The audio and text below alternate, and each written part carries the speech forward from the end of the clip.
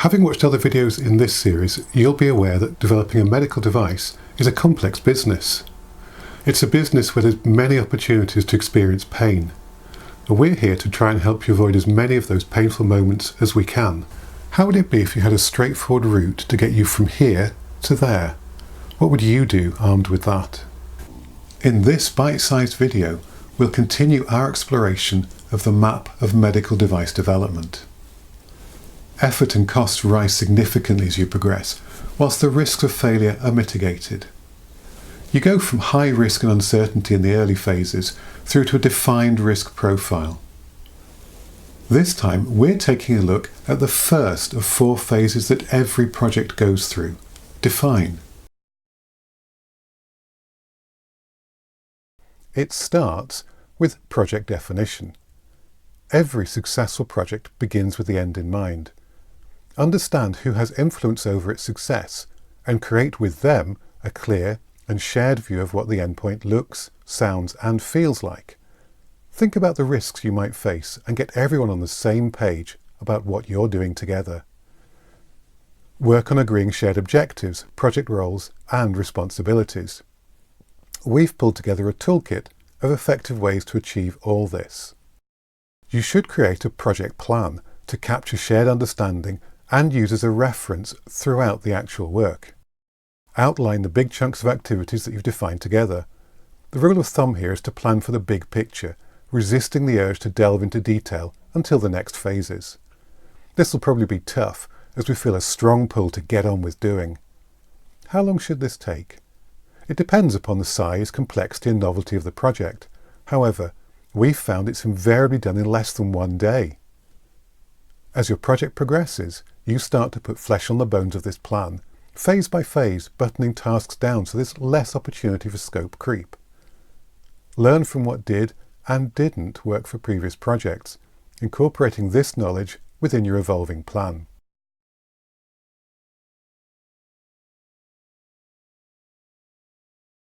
Quality planning.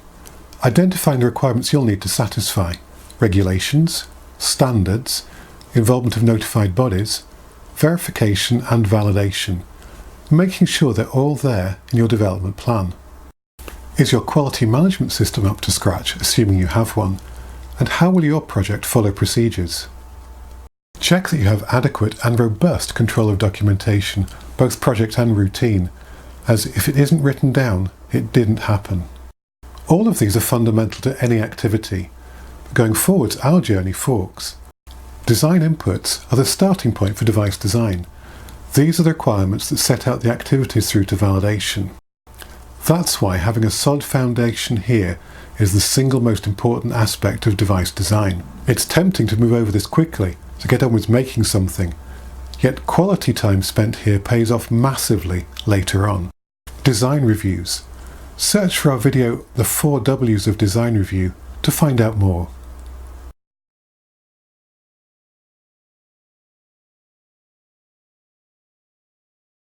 It's all about checking that your idea is novel, doesn't infringe anyone else's idea, and then protecting it so that you get a breathing space to see a return on all your hard work, time, energy and resources.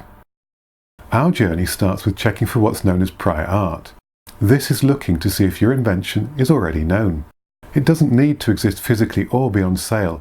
It is enough that someone has described, or shown, or made something that includes a use of technology that is very similar to your invention. An existing product is the most obvious example here, but just because you can't find a product containing your invention, don't make the mistake of assuming that it must be novel. You should also look for what's known as competing art. These are ideas that may not be at all like yours but do the same job. If you find some, all isn't lost, as you can learn a lot from other solutions. A major risk, particularly in sectors like healthcare, is that an innovation can be blocked by a competitor who holds a patent for something that's incorporated within your product. That's why you really should ensure that you have freedom to operate before embarking on costly development activities.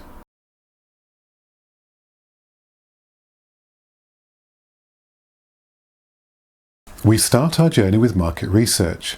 This is finding out what the unmet medical need actually is, what it is not, constraints and considerations.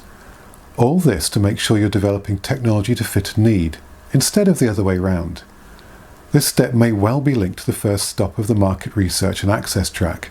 However, that often comes once you've identified the unmet need and have concepts that set out to address that. Concept design.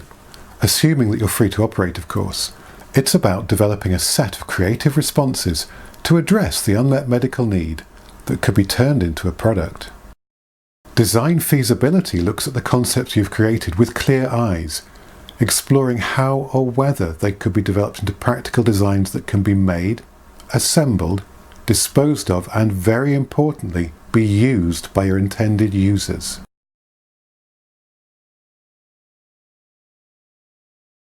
It's an overview of the steps you'll need to take to understand who you're making the device for, what they need the device to do for them, when and where they will use it, and how they will use your medical device. And our journey starts with researching the answers to these vital questions. User research. Kickstart your project with a clear understanding of who your users are and what they really need, using a range of research tools. Concept design. Give your design the best possible chance of success by removing potential use errors at the start. Usability plan. Turn the complex into a straightforward, achievable plan. A plan that ensures you satisfy the regulatory authorities.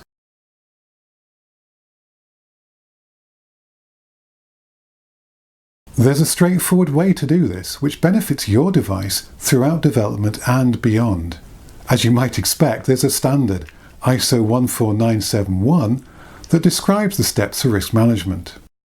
First off, you'll need to define your approach to managing risk throughout the life cycle of your medical device. In our experience, good risk plans are updated throughout the life cycle. They're not left in a cupboard to gather dust. To objectively assess each potential risk, it's helpful to pull together a list of hazards and harms for use of your device. Risk is the combination of the probability of the harm happening and its severity.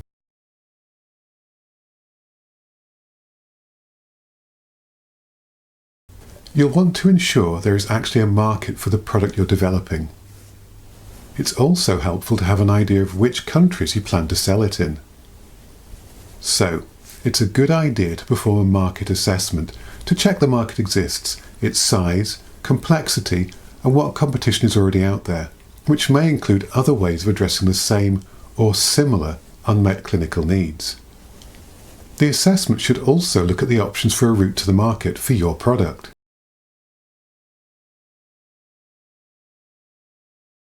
Our journey starts with clinical planning, setting out the broad brushstrokes of activities that you'll need to do to ensure your development project addresses the requirements of regulations, particularly the medical device regulation, and ISO 14155 for clinical investigation. At this stage, you'll probably get started with literature research too, so you have a clear picture of any gaps in research that you may need to plug later on.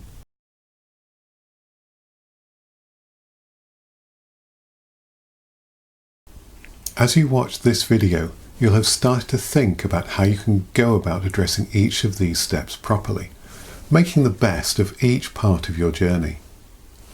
You may now want to get some guidance to turn your thoughts into concrete actions.